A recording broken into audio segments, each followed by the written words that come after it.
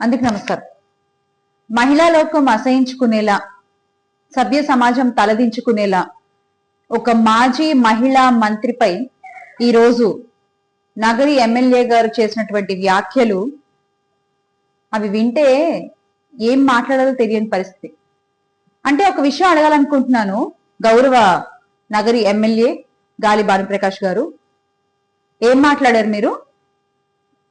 Vamp కి ఎక్కువ, heroine కి తక్కువ. ఇలాగేనా అండి మీరు ఒక మహిళ గురించి మాట్లాడేది? ఒక ఎక్స్ మినిస్టర్ గురించి మాట్లాడేది ఇలాగేనా మీరు? ఇంకేమన్నారు? 2000కి ఏ పనన్నా చేస్తుంది అని చెప్పి మార్కెట్ లో టాకా? మీరు కూడా ఉన్నారా మార్కెట్ లో? ఏం మాట్లాడుతున్నారు సార్ మీరు? అంటే సినిమా వాళ్ళంటే ఎందుకంత చులకన మీకు? మీ పార్టీ పెట్టింది ఎవరు? ఒక సినిమా నటుడే కదా. స్వర్గీయ నందమూరి తారక రామారావు గారు ఎక్కడి నుంచి వచ్చారు సార్? సినిమా నుంచి కాదా? ఇప్పుడు ఈ రోజున మీరు మావాడు మావాడు అంటూ కూటమిలో చేర్చుకుని నెత్తినెక్కించుకుని ఉప ముఖ్యమంత్రి పదవి కట్టబెట్టిన గౌరవ పిపిపి గారు, పీఠాపురం పీఠాధిపతి పవన్ కళ్యాణ్ గారు, ఆయన సినీ లోక నుంచి వచ్చిన వ్యక్తి కాదా?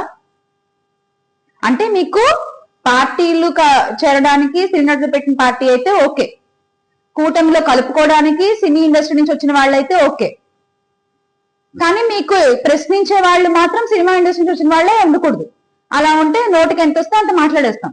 ఎలా అంటే అలా కించపరుస్తూ వాళ్ళ వ్యక్తిగత హననం చేస్తూ వాళ్ళ మీద నిందలు వేసేస్తాం, బట్ట కాల్చి మీదేసేస్తాం. ఇదేనా మీ వైఖరి? మీరు ఇలా మాట్లాడడం ముమ్మాటికి తప్పే.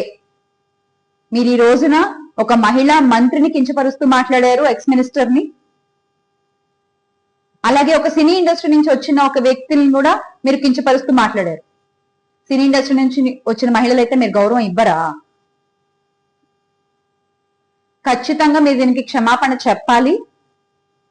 మీ ఉప ముఖ్యమంత్రి గారు కూడా దీని మీద స్పందించి మీ వ్యాఖ్యల్ని ఆయన ఖండించి, ఎందుకంటే ఆయన కూడా ఒక సినీ ఇండస్ట్రీ నుంచి వచ్చిన వ్యక్తే కాబట్టి ఇది తప్పు